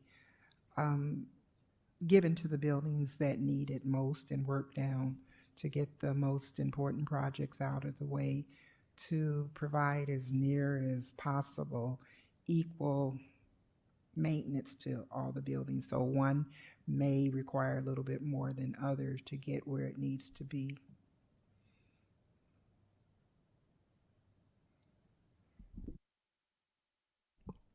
Thank you. You ready now? All right, Jackson. So, kind of want to echo also what Director Poshin said, that yeah, I would be very interested to see what, if anything, we will end up doing with Mid-City. I said many times before that Mid-City still has a very, very special place in my heart. The people that work there and have worked there are amazing people, very hardworking, and they really do perform magic there. I'm serious. I don't know if people there actually have magical powers or not. I haven't confirmed or denied that yet. So that would be very good to know. And I also would like to, and I know this doesn't exactly have to do with you guys, at least I don't think it does, but I really would be interested in seeing kind of a somewhat of a more comprehensive transition plan for the middle schoolers, for the 6th grade to middle school kind of transition, because like you guys have said, I really think that is something that, even if maybe it's maybe the parents won't know what to do with it, or the teachers, I think that it will be great for the students, especially those who are going to, randomly get hit by this, that just a little bit of comfort for them will be great for them. And then lastly, I'm very proud of tomorrow because I will be able to vote for the first time ever in an election. And this presentation has made me a lot more confident in how I'm going to vote tomorrow. So thank you guys so much. Thank you. Just to clarify, when you're voting, it's not to increase taxes. It's not a bond referendum. Can't stress that enough. I don't believe you. Kidding. I want to echo what Director Poshin said and thank the Long Range Facilities Plan and all of the folks that helped out. I think it makes it a little easier for us to make these decisions with how transparent the process has been and how much engagement we've had during it, and just the fact that we're all stating, the things that we need, and that's being met and addressed. So I greatly appreciate that. It's been quite the process to go through the things that we've had to do, but again, we're picking up slack from predecessors and things like that, and we're doing the hard things that should have been done that weren't done. So again, thank you all for that. So I'm assuming that we would be able to vote on this probably. This gives us excellent direction. I believe that until it's voted on, I think we should just have an update at our every meeting. So perfect. All right. Thank you again for the great presentation. thank you as well. We appreciate the opportunity to continue to look at this new direction with you. Thank you. Now we are going to take a quick 5-minute break, and then we will be right back.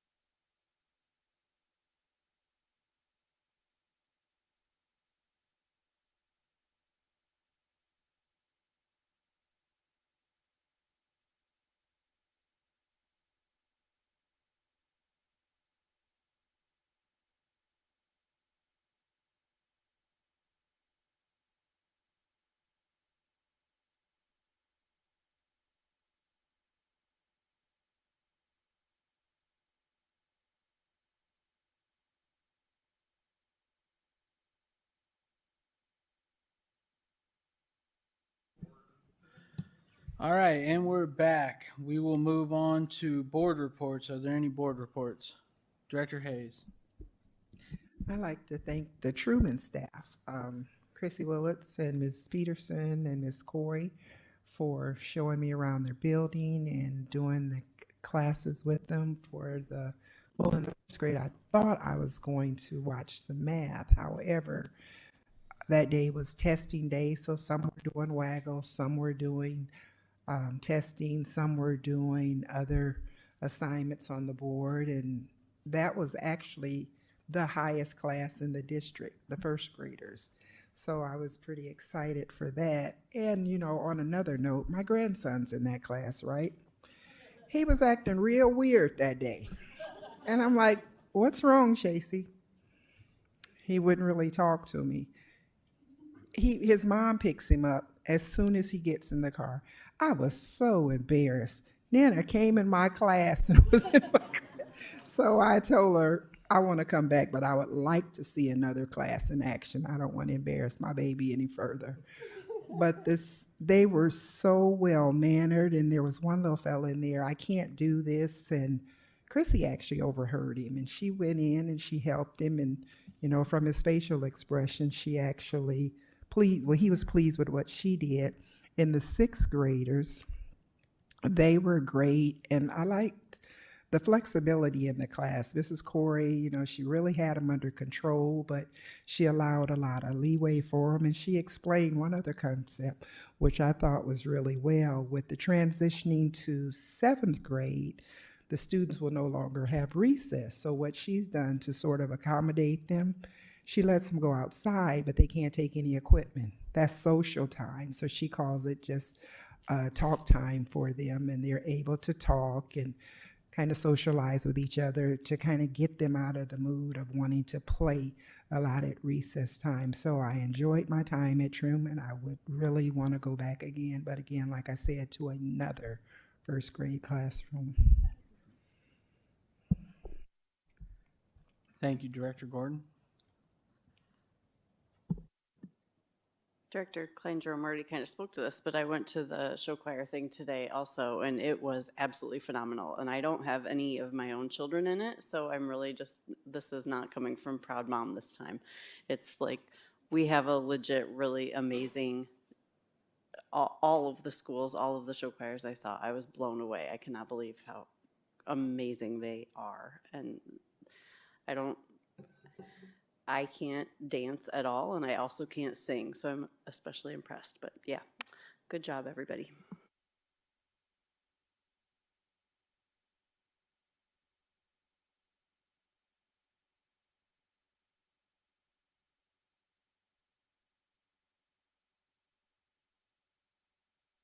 Director Poston.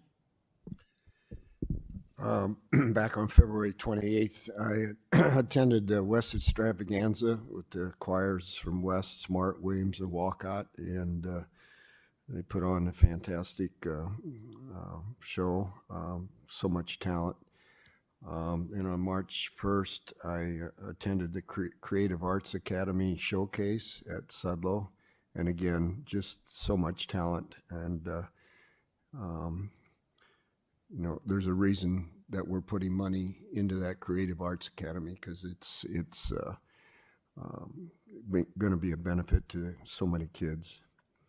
And then I'd just like to thank the curriculum department for spending some time with me last week, reviewing some of the reading materials that they're looking and exploring.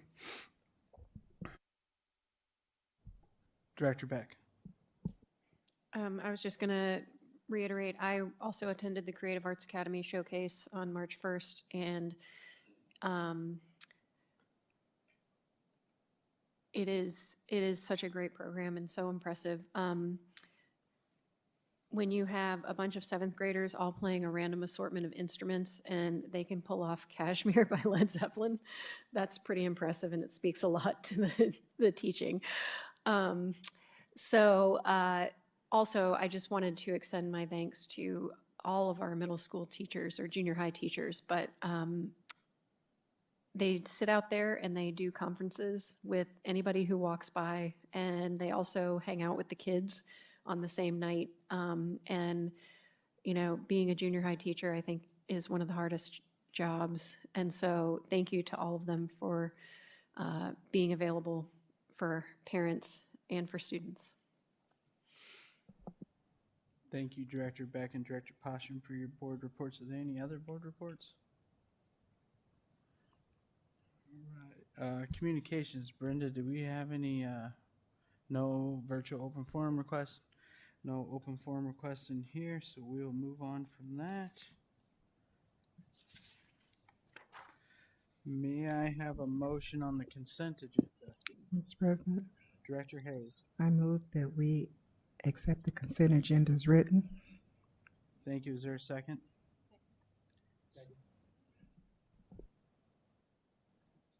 Beck, gotcha. Now, when I call for the vote, make sure you guys all turn your microphones on so your votes are recorded, please.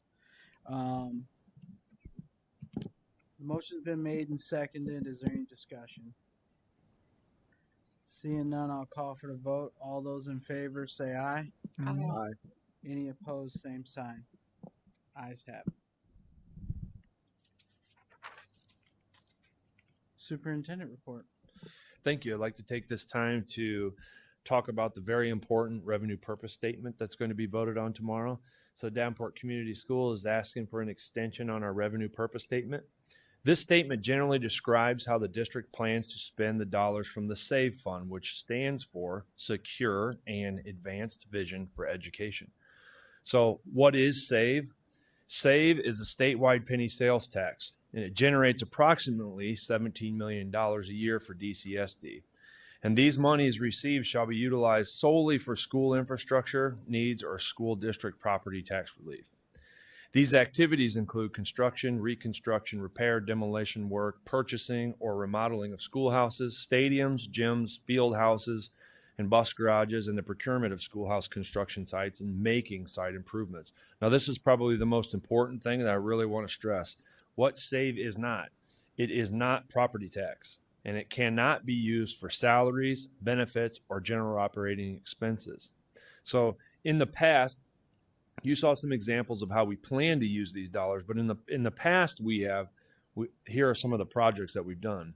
The Central Pool and Auditorium, West Hallway remodel, the Fillmore remodel, the Wood Gym addition, the Truman remodel, Brady Street track and stadium renovations, LED lighting projects across the district, Sudlow additions in Mid-City. So the revenue purpose statement, DCSD's current revenue purpose statement is in effect through 2029. And to meet our district's needs, we may have to do some long-term borrowing. In order to allow for that, we need to extend the life of the resolution that we have. So a yes vote tomorrow will allow us to meet the district's future needs. So how will these funds be used? As you saw a wonderful presentation tonight, we are planning to use our dollars in that way. We're going to revamp our middle schools, modernize our classroom spaces at all levels, and upgrading our facilities in the areas of the academics, the arts, and the athletics. So one critical thing that's really important for tomorrow's vote is some districts are going out for a bond and to borrow against property tax.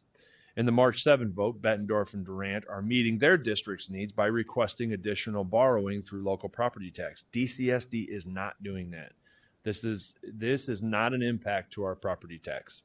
So for tomorrow, please consider that as you go out to the polls. And I was so proud when I heard that you're going to be going out tomorrow. So Jackson, there's a little bit of information, and as you're out in the community tonight, make sure you share that. So thank you for that opportunity, President Goza. Thank you for the superintendent report. Committee reports. Do you have a data wall?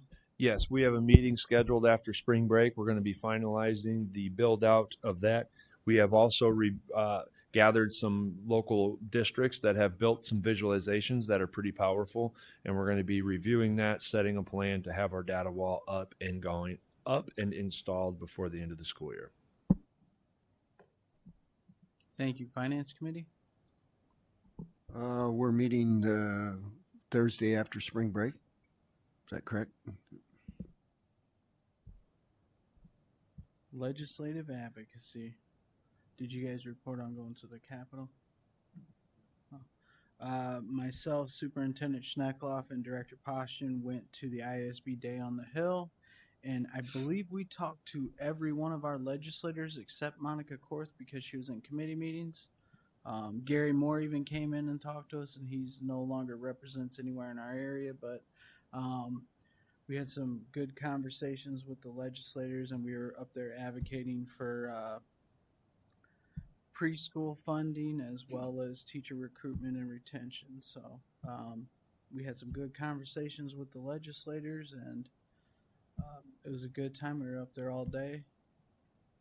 If you want to add anything, Director Posh. No, just if you go on the Iowa IASB website under legislative, there are some bills coming up, and I can't think of them right now off the top of my head, but there are a couple of them that it would be good if you would contact your legislature and legislator and just fill them in on what your thoughts are on that. But IASB does a good job of putting that on their website. And Thank you for adding that. Did I miss anything else? LZAC. Nothing? at this We time? don't have a meeting for a few weeks. Okay. Long range facilities planning. Nothing to report. Policy committee. We meet on Wednesday, and the agenda will be out tomorrow. Thank you. Did I miss any? All right, we will move on to items requiring action. May I have a motion on subject 10.01 high school strength and conditioning curriculum adoption? Mr. President, Director Gordon. I recommend the board approve the strength and conditioning curriculum adoption for all high schools for a total of $66,924.37 using district ESSER funds. Second. All right, the motion's been moved and seconded. Is there any discussion? Seeing none, I'll call for the vote. All those in favor say aye. Aye. Any opposed, same sign. Ayes have it. May I have a motion on subject 10.02, purchase of engineering equipment for Central, North, and West High Schools? Mr. President, Director Beck. I move the board approve the order of VEX robotics equipment for DCSD engineering classrooms for $86,722.92. Second. The motion's been moved and seconded. Is there any discussion? Seeing none, I'll call for the vote. All those in favor say aye. Aye. Any opposed, same sign. Ayes have it. May I have a motion on subject 10.03 weight room equipment replacement for West, North, and Central High Schools? Mr. President, Director Postian. move the board approve the purchase of weight equipment for West, North, and Central High Schools from Connor Athletic Products Incorporated for the amount of $731,488.56. Second. The motion's been moved and seconded. Is there any discussion? Seeing none, I'll call for the vote. All those in favor say aye. Aye. Any opposed, same sign. Ayes have it.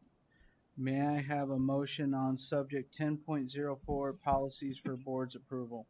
Mr. President, Director Klein Jerome. I recommend the board approve the following policies: 403.02, 403.04, 405.01, 405.02, 405.03, 405.04, 405.09, 406.01, 406.02, 406.04, 406.06, 407.05, 408.01, 409.01, 411.01, 411.04, 411.07, 411.08, 412.01, 412.02, 412.04, 413.02, 413.03, 413.04, 413.05, 414, 503.06, 505.08, 804.06, and 6.07. I think you missed one. I feel like I've Is seen there a it. second? Second. Seconded by Director Potts. The motion's been moved and seconded. Is there any discussion? Seeing none, I'll call for the vote. All those in favor say aye. Aye. Any opposed, same sign. Ayes have it. We will move on to discussion items. The only discussion item we have tonight is about hiring Bray Architects to continue Phase 1 planning. Turn it over to Superintendent. So you guys all heard tonight in the presentation about our phase 1 plans for the district. We've been in discussion about how to speed up some processes, make things more efficient. And one thing that came to light is how long it takes contracts to get through the process of going through the board and approvals and all those things. So with the number of projects we have coming, each one of those things takes a number of weeks to get through, therefore adding to the length of all the projects and how long it takes. Bray's been working with us for, a year and a half now, 2 years probably. They've heard all of the discussions. They've been through all of the meetings. They've met with every person that I've met with, TJ's met with at the committee meetings. What we would like to think about doing or possibly do is work with them to do a contract to work with us through all the phase 1 projects of the long range facility plan. It's a little bit unusual, but not completely unheard of. So what we would do is think about a salary, or not a salary, but a range of dollars and an associated percentage of a project that they would charge. So when I bring you guys a project for, say, $2 million, every architecture firm we work with says, I'm going to charge you 5.7%. I'm going to charge you 6.2%. And we kind of just wait for those bids to come back. What we're looking to do is work with Bray to have an upfront percentage charge for the projects based on size. If we approve something like that, rather than spending weeks and time coming back with a document saying Bray is going to charge us this much money based on the bid of this project or their estimate of this project, we can do that up front and just move things along. Is there anything you want to add to that or think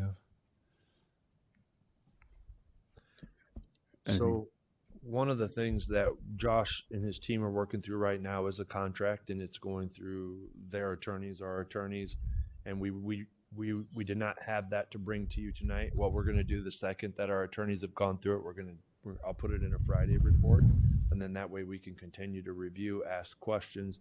But it would be our plan, if the board gives us that direction, to bring this forward for a vote at the next meeting, if you feel that's appropriate.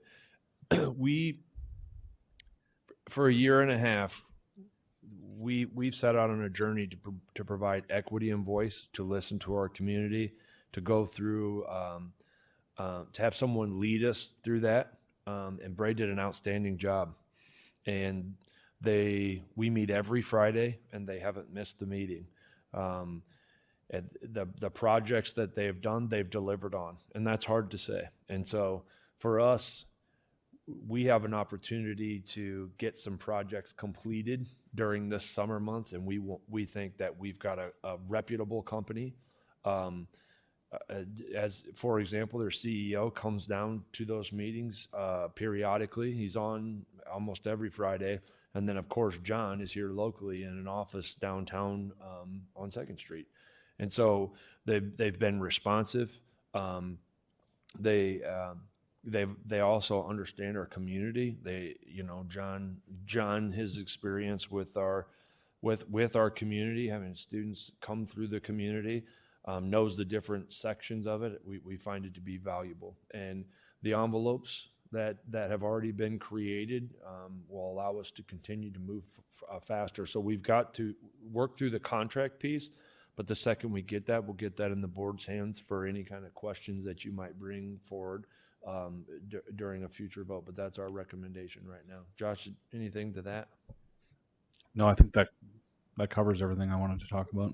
Any questions? Question, Director Potts. I'm assuming, you never should assume, but I'm assuming this would be in conformance with the Iowa Code concerning how we can dispose of our funds. Yes. a one-word answer. You'll never get elected to the school board. I don't plan to run. Director Beck. Will we achieve any bundled savings by doing this?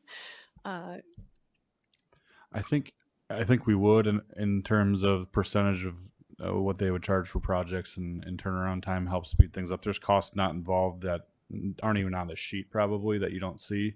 But I think overall we're getting a good price for what we're asking for, and it's really laid out right in front of us. So when the contract is done, you will be able to see right where they fall. Okay. Director Poston. When you put phase one and phase two together, so you go through the entire project and you're the architects for that, how big a project is this compared to anything else you're doing?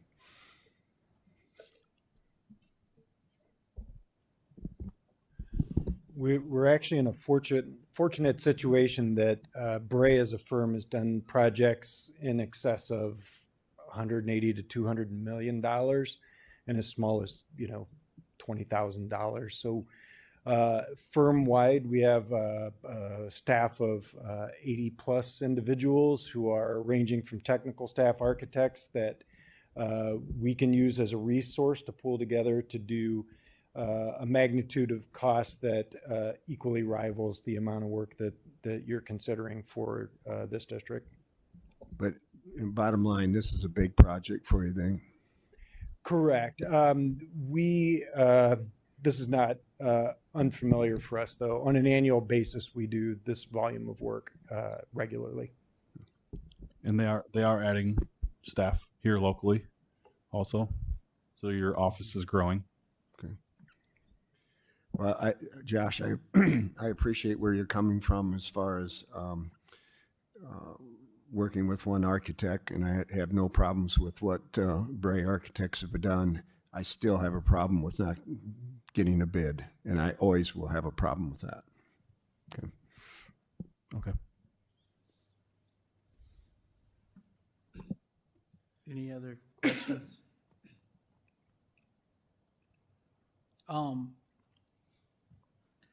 So I want to say from myself, from the standpoint of when we got together and interviewed architects to start this project,